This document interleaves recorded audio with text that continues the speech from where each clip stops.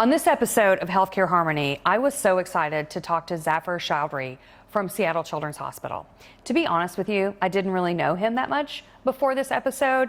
We'd put together some pre-packaged questions, but once I got on the phone with him and listened to him talk about his sense of purpose, how he leads his team, what's happening at Seattle Children's, I threw all of those pre-packaged questions in the garbage, and we just talked as human beings, as people that are focused on our purposes, as people that want something better in healthcare. I hope you listen and are as inspired by him as I was. Have a great day. Zafar, welcome. Tell us a little bit about who you are and what you do. Hello, thanks for having me. So Zafar Chaudry, I'm the SVP Chief Digital AI and Information Officer at Seattle Children's. Seattle Children's is a pediatric health system in the Pacific Northwest based out of Seattle. We have 46 sites across Washington, Alaska, Montana, and Idaho, with 407 beds, about $4 billion in revenue. And within that, my responsibility is taking care of everything from infrastructure to digital health, and that's about 500 people doing that good work. Myself, well, I'm a recovering physician who defected to the dark side many, many moons ago. I've been in the healthcare IT arena for 39 plus years, and I have worked in health systems all over the world. Wow. What made you make that leap from patient care to the dark side, as you said? Well, truth be told, I became a physician because I wasn't given much of a choice. Culturally, I was told physician or dentist.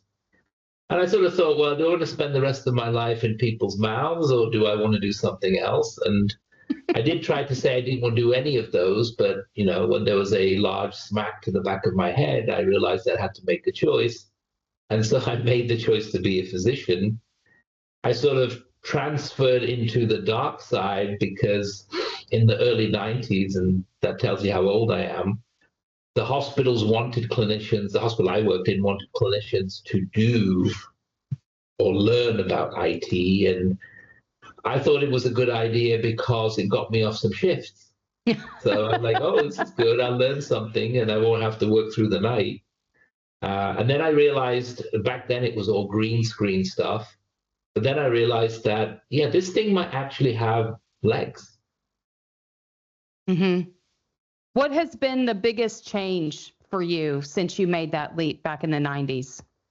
I mean, truth be told, this whole tech arena, when you're an OAIP, i.e. an old-aged IT professional like me, is you can't keep up.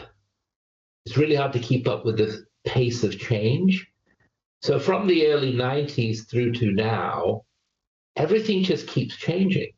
Mm-hmm. And you have to constantly learn. Now it's really powerful because there isn't anything you can do in a day that it doesn't involve IT. Mm-hmm. But even back then, you could see that this thing was going to evolve fast. And we've gone through so many iterations that you can't keep up. So what keeps it exciting is you're always having to learn something new. Now, it gets harder with age to learn something new.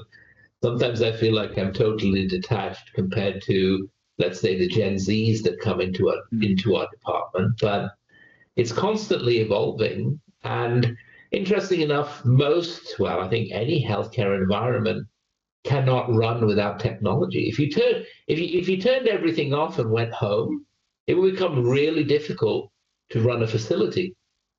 Yeah, for sure. And I know that you've had a lot of success in the combination of technology and patient care. Can you just talk a little bit about how you have seen it? I know you called it the dark side, but there really is something very bright about what you've been able to accomplish using technology as it relates to patient care. Do you have any stories that you'd like to share? Yeah, I mean, I think, health IT, it's sort of a hidden art because our job is to support patient care. I like to tell my team that we are really in the patient business, not the IT business. Mm-hmm. So it's a support service that, truth be told, nobody cares about until something goes wrong. Mm-hmm. And then you're the target of everyone. Mm-hmm. And you don't get a lot of pats on the back. But many people are out to choke your throat if something doesn't work, right? So you sort of see that. Now, yeah, I mean, from an innovation perspective, there's so many cool things you can do as long as you're listening to the audience that you serve. And the way I look at it is my customer base, my internal customer base are the doctors, nurses, allied health professionals, employees. My external customer base is patients, parents, and caregivers. So, I can sort of give you an example. We run our digital strategy here through having a patient advisory group that we meet with every month. And the average 12-year-old is a lot smarter than I am. They know it, right? I cannot keep up with how the new generation of kids understand technology and use it. You can see it how they use their smart devices. Here I am with my one finger, and you're sitting in a, you're waiting for a train, and the kid sitting next to you is like this with their fingers, and you're like, what is going on here? Because I cannot do that. So we meet with the group. One of the most interesting things I remember we have just recently done is we're the first hospital in the world to build a hospital in Minecraft. And we built that because a conversation with a kid who told me I wasn't doing a good job because I didn't understand that when kids are in hospital for a long time, they need some form of engagement. And so I said, well, what do you think we should do? And I was told that you really need to build some sort of gaming environment because that keeps us occupied. And I thought, okay, that's interesting. So we did. So we built with Microsoft's assistance and some other partners, we built this hospital in Minecraft. Actually, one of our physicians did a lot of the building. But Microsoft and others helped us with the programming. So we are running our own Minecraft server in a secure environment that we can invite people to play. The kids play in that environment. They build things. But when they're trawling through the environment, they're actually trawling through our hospital, completely mirrored in that environment. And I'm not a gamer, so I didn't last very long when I went into Minecraft, which was hugely embarrassing when we did the launch on Twitch. But the reality is that's what people need. And I would never have come up with that idea because for me, didn't know that that was the thing. Now, what we've also learned that gaming therapy is the thing. Wow, that's such a great story. Patrick, did you want to chime in there? Yeah, that is something that I don't know how many organizations actually truly listen to their audience like that. Zafar, as you've seen the transition, if you will, of your patients and ultimately your customers, what are some of the biggest challenges that you have seen? You mentioned dealing with kind of the generational gaps and the generational differences, but what are some of the biggest challenges that you're seeing as you look at the year ahead in identification? Yeah, so I mean, I think, based on the different generations of people you serve, there's no one size fits all. That's for sure, right? So you have to be adaptable moving forwards. Then there are the external forces that we are now currently seeing. So obviously, the political climate has changed, lots more pressure on funding, Medicare funding, Medicaid funding, research funding, types of treatments you can and cannot give, lots of things happening at pace which are putting pressure on health systems. And we're not immune to that, right? So pediatric health systems, Seattle Children's included, we're at about 54% Medicaid funded because a lot of kids don't come with insurance. The government takes care of that insurance. But if that program is impacted, then that impacts the kid's ability to get health care, which impacts our reimbursement, which then impacts the scope of services we can either afford to offer or will offer. Yeah. So I think you're going to see a paradigm shift coming with the new guidance that is not only affecting healthcare, but affecting every sector. Then when you talk about tariffs impact IT more than anyone else, right? We buy equipment that is made in China, made in Mexico, made in other places. That cost will go up. Yeah. Probably in the next few days, anywhere from 10 to 25%.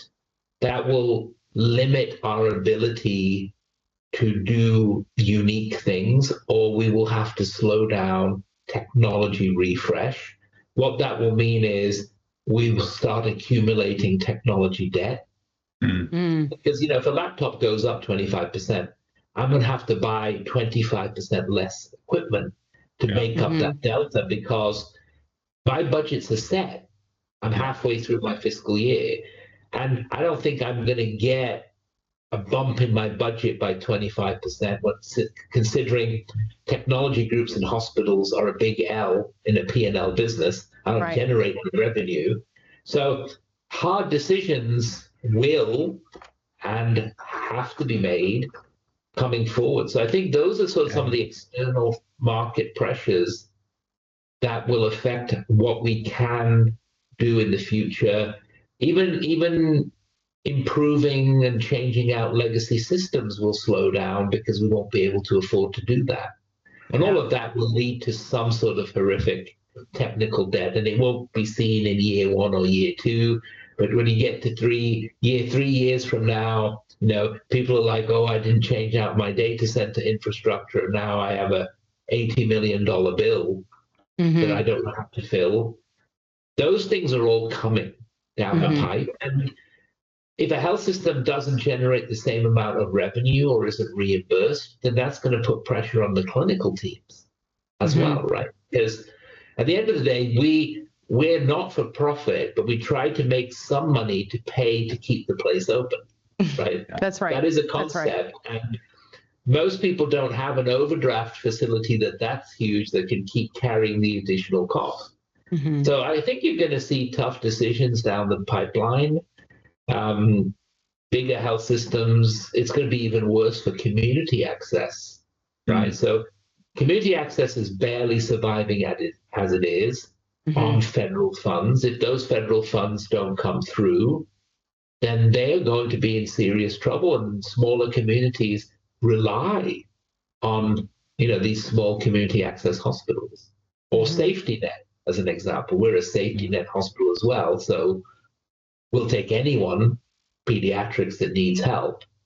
But safety net dollars are also at risk in this process. So something's going to have to give, right? Yeah. Yeah. And so I want to maybe connect a dot here with our mission, which is to really foster collaboration between payers and providers to help reduce waste, right? Because our position is waste doesn't help anyone. The administrative burden doesn't help anyone. And if we can all work together to reduce cost, then everyone benefits. So is there, from your point of view, if you could wave your magic wand, is there an area where payers and providers could collaborate better that would make the situation that you just described more tenable? Yeah, I think, this is an old concept we've been talking about, which is value-based care, right? And some people dipped their toe in this with varying results. But the truth has to be, you have to know what the cost of delivery of care is, and you have to optimize that on the provider side. And payers have to incentivize the providers to do better in that optimization phase. Because I still believe that the future of healthcare is when there isn't any healthcare because everybody's healthy, right? When people say to me, well, how big are you going to grow as a health system? Well, if I was waving a magical wand, nirvana for me would be that there is no hospital in pediatrics because everybody's well. right? We don't focus a lot on wellness in the United States, right? If I could get most of my services in primary care because I had good access, I wouldn't end up in the emergency room or be sick. If you look at kids, the spike usually is on late evenings and weekends into an emergency room. Why? Because there isn't any pediatric practice open. So even if it's a basic thing like a cold or flu, you end up in the emergency room, and that could be a really big bill for the payer if you have insurance, right? I mean, imagine a world where you could actually get an appointment as soon as you need it, right? And then it would just be taken care of. And that's the principle of what you see in the socialized medicine world. So obviously I'm British and ex NHS.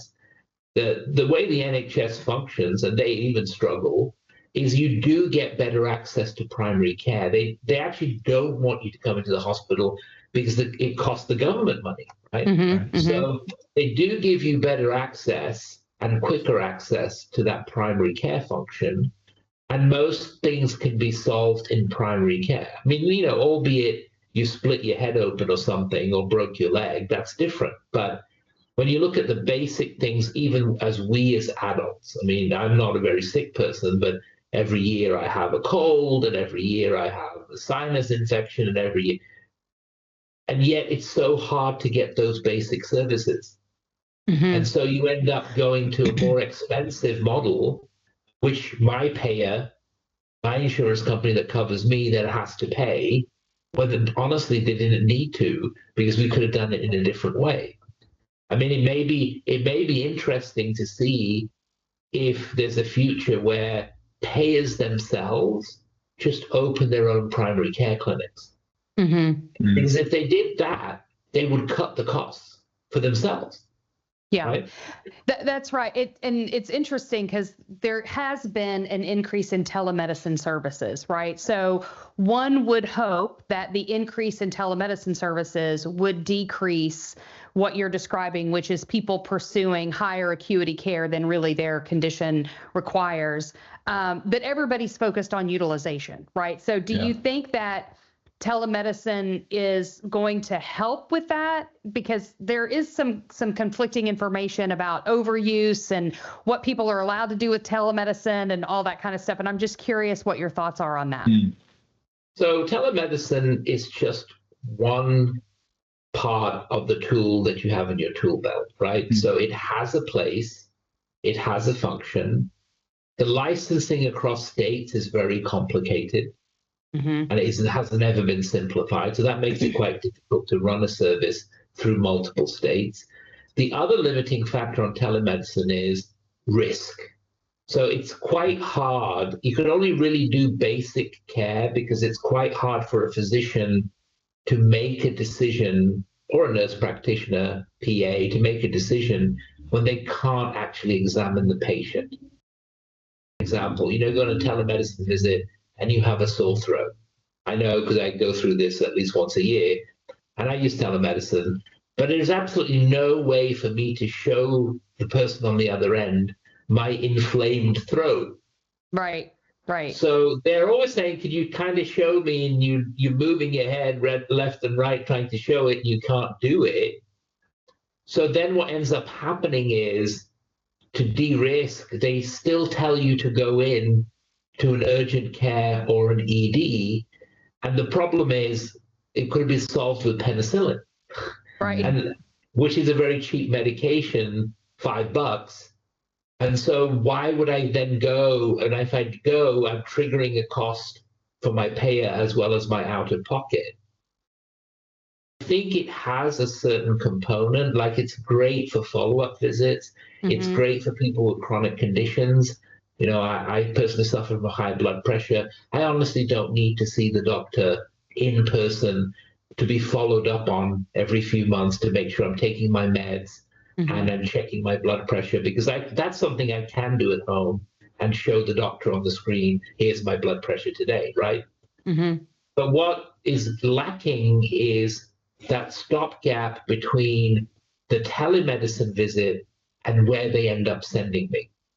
So imagine a world where you did always start off with a telemedicine visit that keeps costs low and increases throughput, but they could immediately refer me to a primary care clinic that is open near me, which will be a lot lower cost than urgent care. So urgent care minimum is going to be like $1,000. Yeah. Right. And if you go to an ED, that could be 10 for a sore throat. It's not great use of resources or money.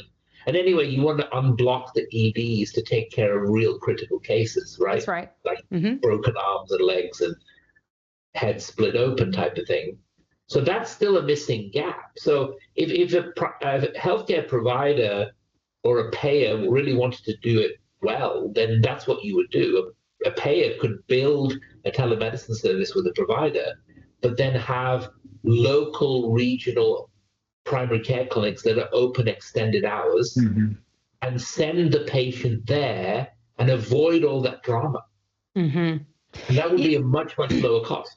Yeah, I want to circle back, and Patrick, I certainly want to give you an opportunity to speak too, but I keep ruminating on your Minecraft story. And what really struck me about that story is in healthcare, we do not have a great reputation of changing or doing anything quickly.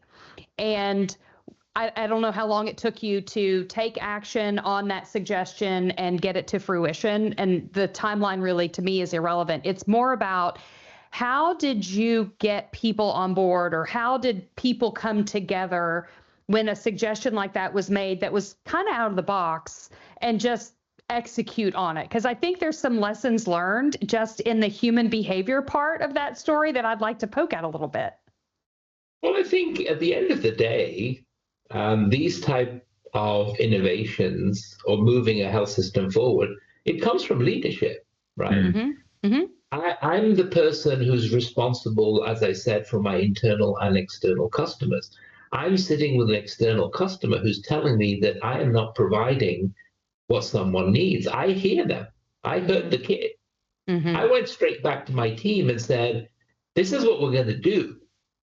And everybody's like, we don't know how to do it because it hasn't been done. So let's get some people in the room. But what's interesting is when we put people in the room with partnerships, our technology partners and our people, even they thought, well, that we haven't done it before. It's not that Minecraft had done that before, but they then said, well, this is quite interesting. But what's really interesting as well is, remember, most people are parents of kids, right? So when you're sitting in a room full of people who are parents of kids, they're like, that's an intriguing thing. And actually, I'd quite be interested in doing that even in my personal time. So it comes from me pushing to say, my team always think I'm mad, right? But I'm probably the maddest CIO you'll ever meet. But for me, I'm like, well, why not? A, because it might be fun. B, because we might learn something. And C, the output would be huge. And I see that, right? When we did this launch on Twitch, one of the speakers was a child who had had massive spinal surgery multiple times. And he said that with the excruciating pain of the surgery, the only thing that he felt got him through was being able to go to Minecraft and forget about what he was struggling and suffering with. I mean, to me, that was like worth it just by hearing that, right? Absolutely. And Absolutely. You know, timelines, it was a new concept. It took us about 18 months to make it actually work. Now it's fully in production. So it's a labor of love, right? You have to put some time into it. But people didn't ever complain about doing it because they were like, this is really, people always need something interesting to do at work, right? Work can't always be about, oh no, I have another service ticket to answer. But the output is, and we now have gaming therapists and gaming therapists telling me that gaming therapy helps kids. And if it helps kids, isn't it the right thing to do? Because that's the business that we're in. But it does come from me pushing. It's not that some people didn't say, is this really our top priority right now? And I'm like, yes, it is. We're going to keep doing it. We're going to keep doing it. And so I think when we see our health systems change, when we see external pressures, the only thing that's going to get us through all of this is leadership that believes that no matter what happens, it will be okay. Yeah. And I'm a true believer of no matter what is happening around us, it may only be for a couple of years, but we're human and we're resilient. So we will get through this, right? As a nation, we'll come out the other end, right? Yeah. So if I have to tighten my belt, if I have to tell the team that we have to prioritize things in a different way because we don't have enough funds or less funds than we did, if we have to, hey, if I have to work on weekends to get us through, I'm happy to do that because I know at the end of it, we'll be better for it. And if you look at the history of our nation, we're always better for it. So you live and you learn, right? It's not the end of the world. I'm not a doom and gloom person. For me, I grew up really poor and I've seen the tail end of the fact that what happens when you don't have food on the table. Yeah. But I'm still here. Mm-hmm. Somehow we managed to get through that to a point where I'm now blessed. I work in a really good place, a good job, in a caring environment. It's a great mission. I always say, people always ask me, why do you work in pediatrics? And I said, because every day I come to work, I never have to think about why I do this job. Never. Yeah. It's so easy. And on days, and everybody has tough days, on tough days, if you go and sit in a hospital, and I do that periodically when I'm having a tough day, what tends to happen is kids pass by, kids are friendly, they'll come and say hi to you. And what always stands out to me is the courage of a sick child. So you can sit with a child who's dying of cancer and is in excruciating pain, but they will sit with you and they will give you the most wonderful smile. And at that moment in time, you will realize that your pain or your problems are nothing. Oh, that's such wonderful perspective. Such wonderful perspective, right?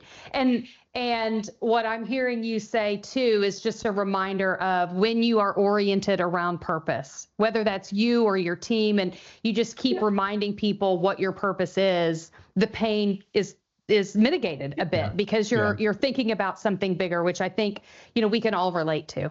Yeah, I mean, we're all blessed. You work in tech. So blessed. I'm working in tech and healthcare. You support healthcare organizations in the good work that you do as a team.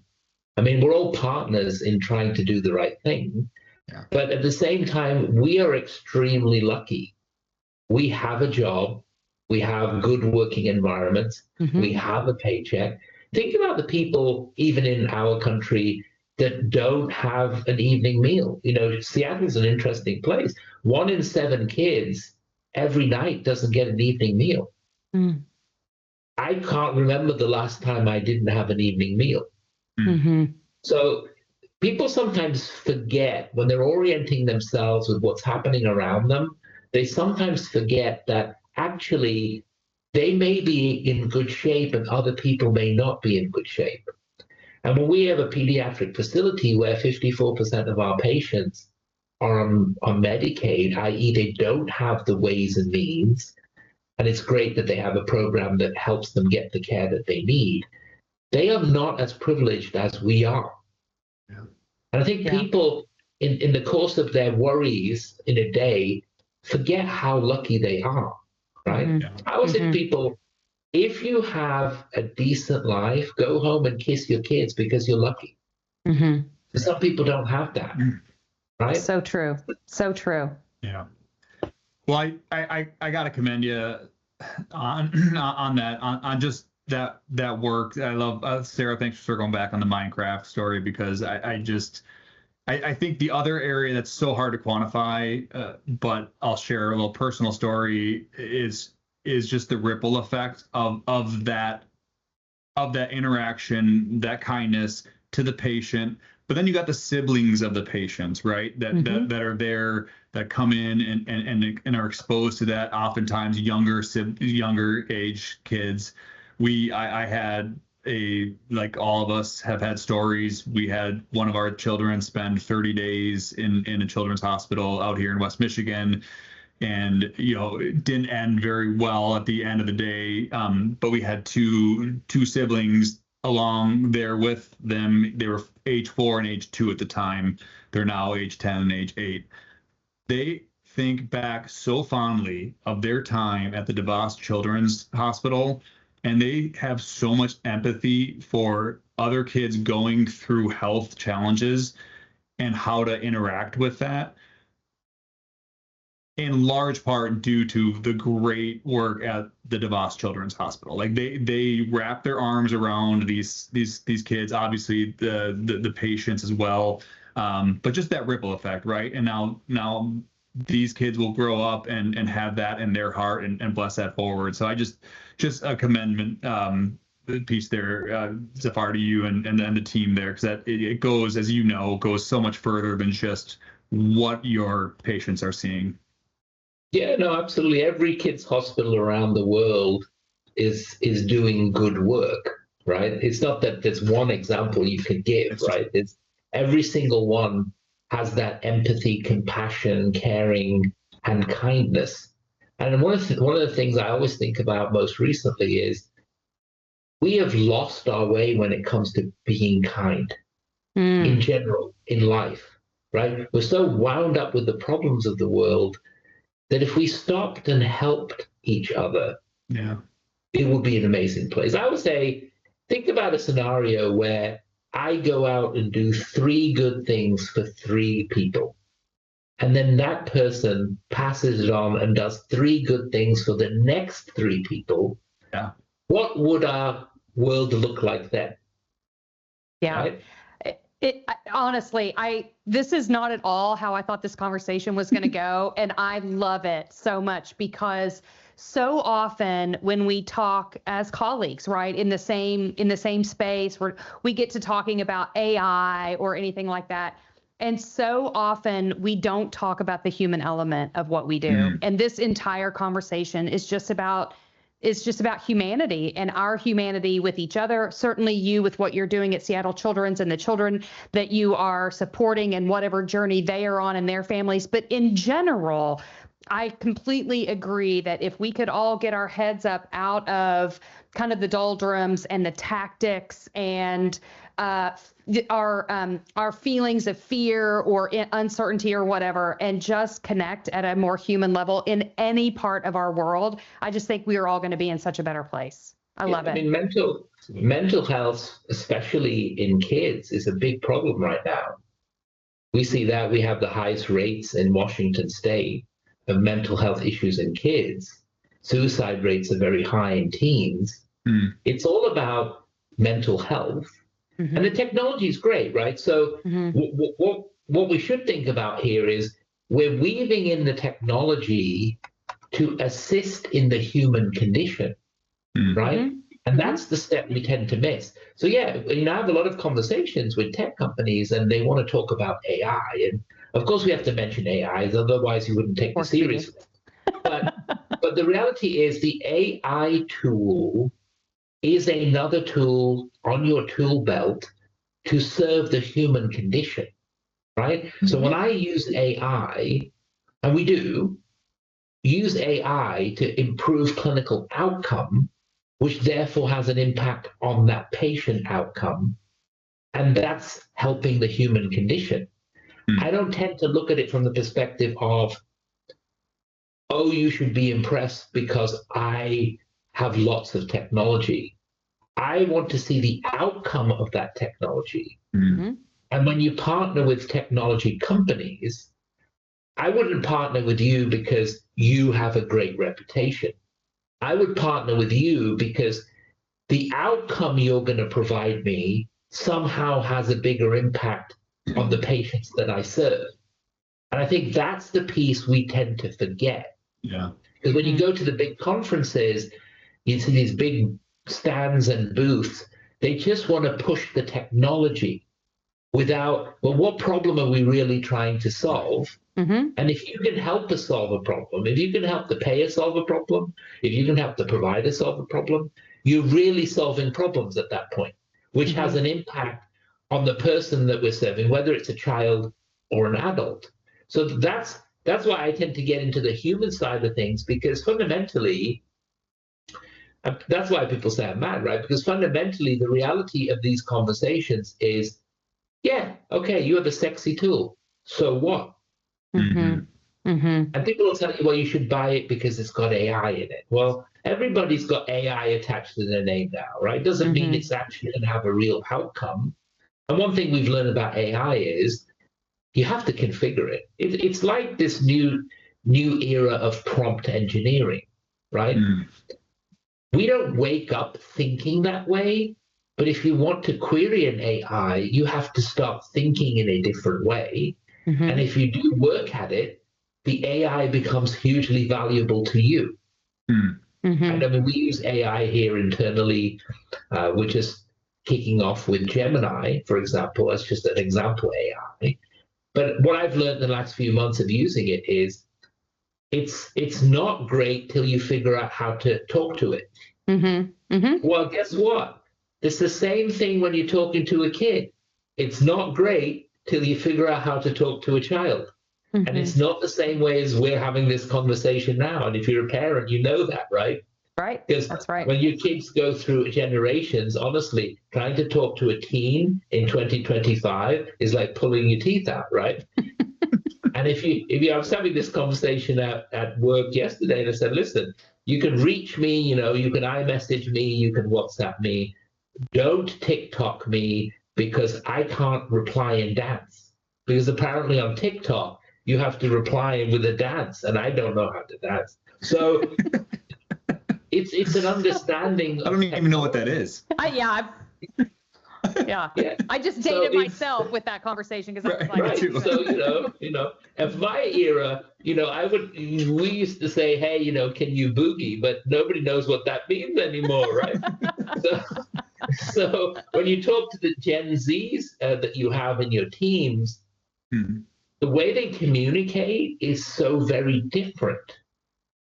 And so, yes, you have to have a good technology partner, but B, you have to spend some time understanding how the human technology component marries together, and why the new generation of kids get a lot of their information from social media and those type of tools. Whereas I would still want to buy a newspaper and read it.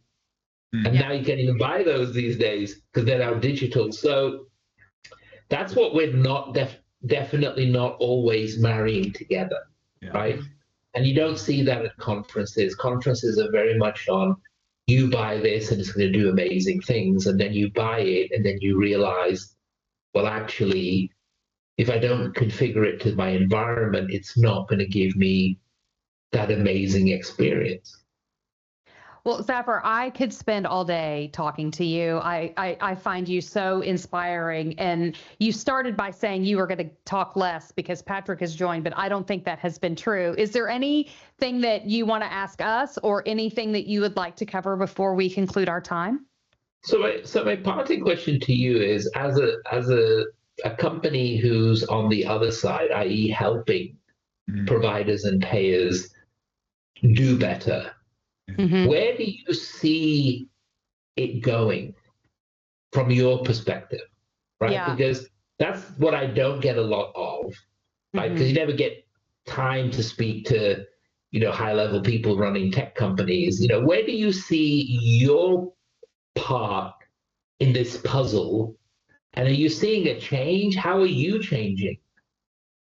Question, and certainly I'll invite Patrick to weigh in as well. But what we are seeing is that, first, you said we have to learn how to talk to each other, and that is step number one. And we have gotten so far away from payers and providers even having any kind of conversation that moves the needle in any direction in any positive way, right? So I think what we are seeing is there is a desire on both sides to do something better. They recognize that the adversarial model that has kind of just been building over the course of decades is not serving anyone. They just don't know how to start. So one of the things that I have just been so excited about is that when you have a conversation, and this just happened this week, but when you have a conversation, just as an example, with someone that's on the provider side that comes into that conversation with a very, I would say, staunch set of ideologies, right? Like this very deep conviction about what payers want and why payers do what they do. And you help them kind of get over that hump and start to think about it in a different way. That to me is success. And if we can just keep doing that, I call it, do it in your 20 square feet. If we can just do that one person at a time, where we're trying to find our commonalities and trying to find the path that we can all align around, versus we have misaligned incentives, it won't ever work, or, we're always going to be adversarial because we want different things or whatever. It's a zero-sum game kind of approach. That to me is where I think I get excited about that. So you asked me, where do I think it's going? My hope is that it goes to, in my lifetime, where we can at least agree on a common set of facts in a certain set of circumstances, so that we can figure out, okay, we all agree this is the truth. Now, what do we do about this result? Because we can't even agree on what the truth is a lot of times. Yeah. No, makes complete sense. Yeah. Thank you. Yeah, of course. Well said. And I won't add a whole lot more, but the last point, Sarah and Zafar, I think this is where you and, frankly, the IT, the technology part of healthcare will play a huge difference. Is there's a lack of transparency, and there's been a lack of transparency, and certainly part of that has been self-induced, right? With the walls that are up, and it's like, hey, we don't want to show what's going on the other side. Oh, the payers, they got a black box. We don't know what's going on over there.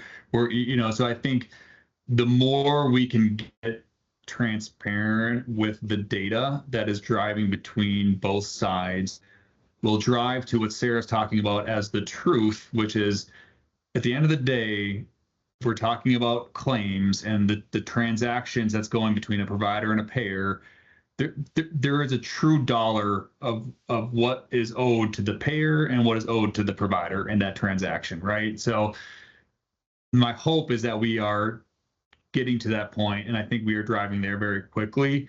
And I think it's encouraging. I mean, we're, certainly the barriers are up there across American healthcare.